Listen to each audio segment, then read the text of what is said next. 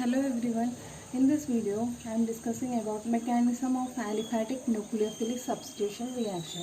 Aliphatic nucleophilic substitution reaction. In the previous video, we have discussed many nucleophilic substitution reactions of alkyl halides. That is replacement of RX by hydroxide, and you will be getting ROH. Similarly, nitroalkanes, nitrito compounds.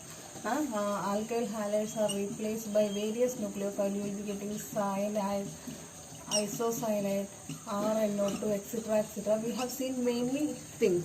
So, how this reaction is happening and the detailed mechanism of which is to be studied. So, basically here, depending upon the kinetics of the reaction, there are two types of nucleophilic substitution reactions. One is SN1 and SN2. So, kinetics means order of the reaction. So, this is substitution nucleophilic first order reaction. So, the kinetic order of the reaction will be 1. And the second one is substitution nucleophilic second order reaction. So, that means order of the reaction is 2. Okay. So, basically two types of reactions are there, SN1 and SN2. We will discuss each one in detail. The mechanism that predominates, that is SN1 or SN2, which depends upon various factors like structure of alkyl halide, reactivity of alkyl halide, and structure of the nucleophile and concentration of the nucleophile, etc. So first we shall discuss the SN2 reaction. So SN2 reaction means substitution nucleophilic second order. Okay, so this is 2 bimolecular. Order is 2 means it will depend upon concentration of 2 substrates. So bimolecular nucleophilic substitution reaction. So why this is bimolecular nucleophilic substitution reaction? In this reaction, the it is kinetically second order. Order of the reaction is equal to 2. That is why it is known as bimolecular nucleophilic substitution reaction or SN2 reaction. And its rate of the reaction depends upon concentration of substrate as well as concentration of nucleophile. So 2 are there, that's why order is equal to 2. Okay, so it is called bimolecular because the rate determining step involves both substrate and the nucleophile. So the rate law of SN2 reaction thus would be rate is equal to, now we will equation we are writing, so K rate constant into concentration of substrate into concentration of nucleophile. So that is why it is second order, where K is known as the rate constant, as you all know, rate constant. Okay. The reaction between methyl bromide and hydroxide ion to yield methanol is a typical example of SN2 reaction. That is, alkyl halide we are taking methyl bromide. Okay, so this is our substrate plus hydroxide ion. So this is our nucleophile. Now what will happen? This nucleophile will be substituted for bromine. Bromine will be going. So you will be getting CH3OH plus Br minus. So this is happening in the substitution reaction. Here rate of the reaction will be equal to K into, as I said earlier, concentration of substrate. So substrate is alkyl halide. So CH3Br into concentration of nucleophile. Nucleophile here is hydroxide base. So this is the reaction rate equation for this reaction. Nucleophilic substitution of hydroxide into methyl bromide. You will be getting methanol as the product and Br minus as the leaving group. Now we will discuss the mechanism in detail. So let me discuss the mechanism of SN2 reaction in detail. So these are the points that you should remember. SN2 reaction means it follows second order kinetics. That means rate depends upon concentration of both substrate as well as the nucleophile. And it happens in single step. Okay, concerted mechanism. So concerted mechanism means reaction in which only one step is involved. So that is meant by single step reaction or concerted mechanism. Okay. Now third point that you have to remember is there is a direct displacement mechanism in which bond breaking and bond making occur simultaneously. That I will show you in detail. So these are the 3 points you have to remember. It's a second order reaction. It involves in only single step. It's a concerted mechanism. There is no intermediate is formed. That is the important point. No intermediate. Okay. No intermediate is formed during the reaction. Now and there is direct displacement of halide, okay, by hydroxide. The previous example we have seen. So simultaneous formation of nucleophile substrate bond and simultaneous breaking of that carbon halide bond will be happening. So I will show you in example how this is happening. So this is our hydroxide base and this is our substrate.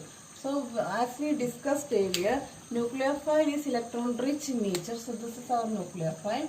This is our substrate, right? Now nucleophile, where it will attack? Where there is electron deficiency. This is electron rich in nature. So where there is electron deficiency, there it will attack. So this is halide. It is del minus in nature. This will be del plus. Carbon will be electron deficient. So obviously this will be attacking here. So that means hydroxide is making a bond with carbon. Simultaneously, this carbon bromide bond will be breaking. CBr bond will be breaking. So this is happening in concerted mechanism, which happens in single step. Direct displacement of bromide by OH minus. Okay. Then what you will be getting? You would be getting methanol like this plus Br minus. So this is happening. The mechanism in which nucleophile hydroxide attacks the carbon from sterically favorable side, back side. Okay, this is from back side attack or rear side attack. You have to remember that one. The attack is from back side attack, or you can say rear side attack. It is sterically less crowded side, that is on the side remote from bromine and displaces the leaving group. So sterically the attack happens from sterically favorable side, that is the back side, and bromide will be replaced. So here you will be getting methanol like Br minus. The reaction proceeds through a transition state in which both substrate and nucleophile participate. So I will show you how this is happening. So for showing the backside attack, I have drawn in this manner. So this is the nucleophile hydroxide plus this is methyl bromide CH3Br. This is our substrate. So as you know, CH3Br is tetrahedron in shape, right? C Br H Br. So this is for convenience. In order to show the attack, I have drawn in this manner. Okay. So CH3Br. Now how this will be happening? There is an attack of hydroxide into here. There will be cavity like this. Okay. This is 3 hydrogens and there will be cavity. And that side you have bromide. Bromine is a huge atom. So that side sterically crowded side. So it will be attacking from the back side. So this will be attacking this carbon and the Br minus will be leaving. So in order to show the transition state, what will happen when this is coming over here? See, suppose O, carbon Br. Okay. So when this is attacking, there is a bond formation like this, and simultaneously there is a bond breaking. Then what will happen to this one? This one will be means in a plane. This one now it will be in a plane because in order to decrease the steric repulsion. So HBr like this. So basically the whole thing will be in a, here there is this carbon and 3 hydrogens will be in a plane like this. Bromine right side and hydroxide back side. So this will be like trigonal bipyramidal intermediate. So this was in tetrahedral shape. This is trigonal. In the middle there is a triangle. Okay, trigonal. Then both sides pyramidal, bipyramidal. This is the intermediate which is formed in this reaction. Intermediate. Okay. Now what will happen? Bromide will be eliminated. This you can see like this: HO, then carbon, hydrogen. Here also hydrogen. Here also hydrogen. Now this is again. This is Br minus. This is cleaving. This bond is forming. Here bond formation. Here bond breaking. Okay. So here again this becomes tetrahedron. So this is the transition state. Transition state for SN2 reaction. Methanol is the product form. So again, once again I will explain you. The transition state can be visualized as one in which carbon is partially bonded to both incoming hydroxide as well as the leaving group bromide. Okay, it is a state in which COH bond is not completely formed and the CBr bond is not yet completely broken. In this state, these three hydrogens and the carbon, this hydrogen, these three hydrogens and the carbon lie in a plane, in a trigonal manner. Okay, in a single plane, and the bond angles between these three, since it is a triangle, corners of the triangle, this bond angle will be 120 degree, while the OH and Br will be perpendicular to this plane, so that will be in 90 degree. Okay, eventually the bond between carbon and the nucleus will be finally formed, and the carbon Br bond will be broken, and you will be getting again tetrahedron geometry of methanol. So the backside attack by the nucleophile will give to inversion of configuration. So whatever configuration it is showing over here, that will be inverted after the reaction. So it's a very important term, inversion of configuration will be happening. So this type of inversion is called Walden inversion. Walden inversion. Suppose if you are taking, this is an chiral carbon. If you have three different groups over here, okay, then it is a chiral carbon. Suppose in that case the configuration was R, okay, in the case of a chiral one. This is a chiral. If you are taking a chiral alkyl halide, then if the starting configuration was R, and finally after the reaction you will be getting the opposite configuration. So that is meant by inversion of configuration. That is known as Walden inversion. Okay. So the kinetics of the reaction of attack of hydroxide into methyl bromide could be explained on the basis of Hughes-Ingold mechanism. This is the Hughes-Ingold mechanism. That is attack of nuclei from the rear side, and you will be getting inversion of configuration. That is Hughes-Ingold mechanism. Okay, the mechanism involves a single step, a concerted reaction, and it proceeds through a transition state, as I explained, trigonal bipyramidal transition state, in which both substrate and the nucleophile participate.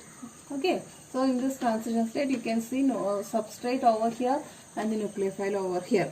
So the rate law of SN2 reaction, then you can write as rate is equal to K into concentration of methyl bromide into concentration of OH minus. That is why it is second order reaction, where K is rate constant. This is a second order reaction. So the points that you have to remember is that so SN2 reactions are second order reaction. First thing. Second point is that it follows a concerted mechanism, that is it is happening in a single step. Third point is that there will be a direct displacement of leaving group or bromide by the nucleophile. Simultaneous bond formation and bond breaking will be happening through a trigonal bipyramidal transition state. And fourth point is that you will, if you are taking a chiral alkyl halide, you will be getting inversion of configuration, that is Walden inversion. These are the points that you have to remember. Now let us discuss about the stereochemistry of SN2 reaction. In stereochemistry, we have to explain the Walden inversion. In order to explain the Walden inversion, or as I said earlier, inversion of configuration, I have taken over here a chiral alkyl bromide. Okay, this is 2-bromo-octane and this optical activity is minus. So specific rotation value alpha is equal to specific rotation, it's showing minus 36 degree. So simply I have written minus 2-bromo-octane. Okay. So after the reaction, it should show plus rotation. See, it is plus. So that means configuration is inverse. So let us discuss the reaction. So this is an SN2 reaction of 2-bromo-octane with concentrated NaOH yields plus 2 octanol. So in starting, what will happen? The nucleophile will be attacking this carbon and bromide will be leaving. So as I explained earlier, there is a partial bond formation and there is a partial bond breaking through a trigonal bipyramidal transition state. Okay, this you cannot call it as intermediate. This is a transition state. Now what will happen? The bond formation will be happening, bromide will be leaving. So this is the 2-octanol which is formed after the reaction. And if you are measuring this specific rotation, it was showing a positive rotation, plus value, okay, plus 10.3. So that means there is complete inversion of configuration is happening. Complete inversion of configuration. As a nucleophile gets closer to the carbon from the backside, bromine moves away and the transition state results both are partially bonded to carbon. Bromine eventually goes away. So the here if you are seeing this, in this carbon the hybridization is sp3, right? Now this carbon hybridization, if you are seeing, this is like sp2, okay, sp2. Then again it is going to tetrahedron, that is sp3. Nucleophile comes in on one side of the substrate, bonds to the carbon, and the halide departs from the other side. The configuration of the stereo center obviously undergoes inversion. So this is from the back side. It's like this is the 3 groups over here. OH coming here means this will be going like this in the opposite direction, just like an umbrella blown out in wind, like that. Okay, so that is what is happening. This is meant by Walden inversion, inversion of configuration. This is a very good example for showing the Walden inversion.